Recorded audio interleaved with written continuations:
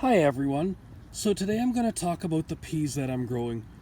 How I prepped this area was I have the fence, a drip line here. There we go, sorry, hand in my hand. A drip line here.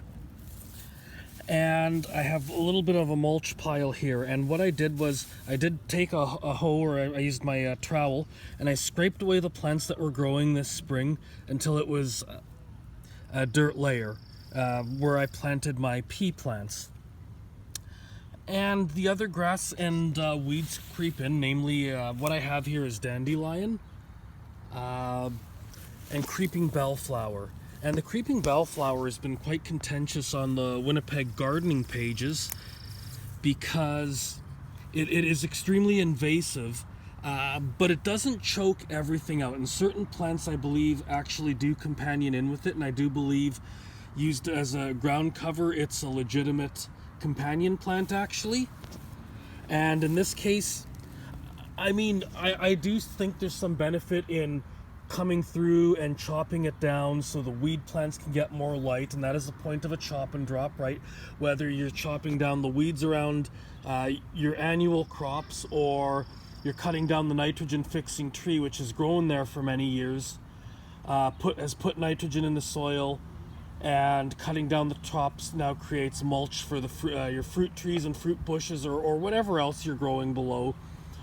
And more light is allowed, right? So that's the two benefits of doing a chop and drop, is and it'll slow down weed growth a little bit. Like if you looked where I mulched heavily here, it is legitimately thinner. Like the mulch is thicker here, and then it comes up through the edges, so it's that much less I have to weed, that much more being nutrients coming in, right? So a little bit more light is through. I just need to bring the mulch up in closer to the peas.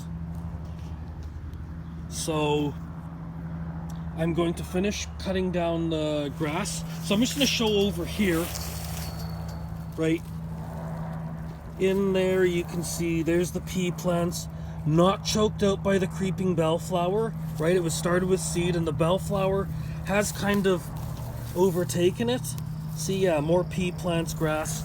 But those are the three main plants: grass, creeping bellflower, and peas that I have growing here, with the odd dandelion sneaking in.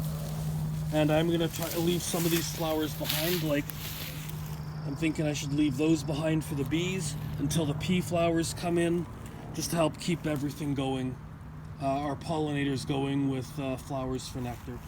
And in behind, a lot more dandelions and grass growing there. So yeah, keeping the bees well fed. Nice flowery lilac bush there. So yeah, I have a good setup here for another lilac bush flowering over there. So yeah, it's not a huge yard, but grateful for what I have, and doing the best I can to make it work. Okay, peace out everyone.